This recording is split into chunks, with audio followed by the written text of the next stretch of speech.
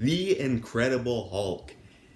This movie was directed by Louis Leterrier. I tried to pronounce that last name. It's really hard to pronounce, but I tried my best. And if you guys didn't know, I am a massive fan of this character. I really love the Incredible Hulk. I've always loved him ever since I was little. Embarrassing story, but I would run around in my underwear when I was little, pretending I was a Hulk. Yeah, I know. So I just want to clear some stuff real quick before we get into the review. This is not affiliated with the Ang Lee movie that came out in 2003. The movie that's just titled Hulk. It is not affiliated with that in any way. That's not involved in what this guy is doing. So just clearing that up so you guys don't get confused. And this will also be the second movie that I'm reviewing in my MCU marathon. And if you guys didn't know, I'm reviewing every Marvel Cinematic Universe movie leading up to Avengers Endgame. So movies like Iron Man, Hulk, Thor, The Avengers, all of that. I'm going to be reviewing all of that. And this is going to be the second film in the series. So here we go. And just a little disclaimer, there's going to be some spoilers in this video. If you guys have not seen the video, what are you guys doing? Again, this came out in 2008. Well, haven't you guys seen this by now? The Incredible Hulk stars Edward Norton as Bruce Banner, a scientist who constantly scours the earth for a cure for his condition because he turns into a big green rage monster and smashes everything.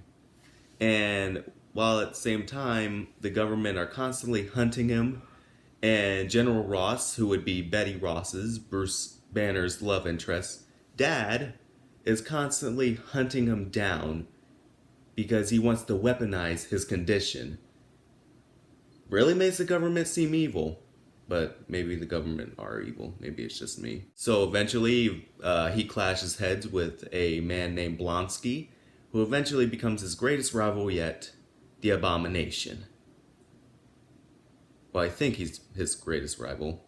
It could be Thor. I don't know. Now, I just want to put this out there. I have nothing against Mark Ruffalo. He seems like a really cool guy. Very humorous as Bruce Banner. But I still prefer Edward Norton.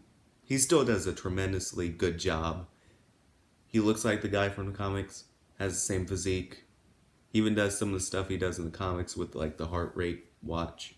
You know, he can't go over 200, otherwise he hulks out and becomes a big green rage monster who smashes stuff and destroys everything and doesn't stop until he calms down. He does a good job. Even with his acting, you know, you can tell like he's always constantly checking to see if like anybody's watching him or studying him, like the government.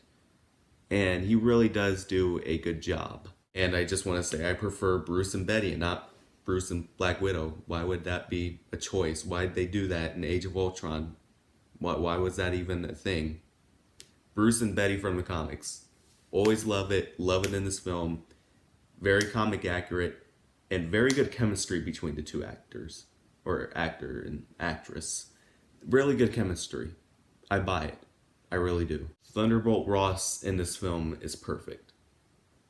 Nothing else to say there. He's just perfect. If you guys have not seen this movie, then watch it. You'll see why. I also want to say that the CGI, surprisingly, still holds up fairly well today. I also was surprised when looking very closely at the film that it even looks a little bit like artwork, like the CG does. It looks like they're doing more than just these larger than life CG characters. They kind of like gave them like an art-like element to them, and you can even see Edward Norton's face kind of incorporated into the Hulk's CG figure, and it looks really good. Definitely a lot better than the 2003 film, where it was just basically just like a big pickle on steroids who looked like he was holding in a fart.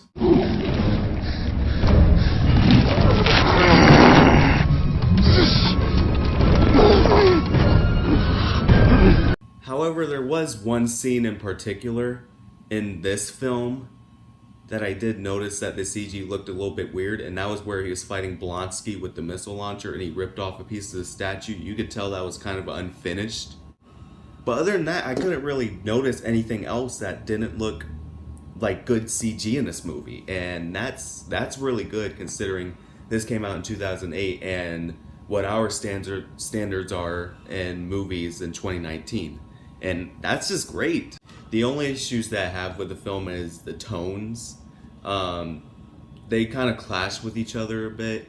You know, it goes from a drama to an action movie to a drama to an action movie, and it just kind of clashes with itself. Also, the main villain, the Abomination's motivation just doesn't make a lot of sense after he becomes the Abomination. Like, it makes sense that he wants to have a round two with the Hulk, you know, and he wants to overpower him.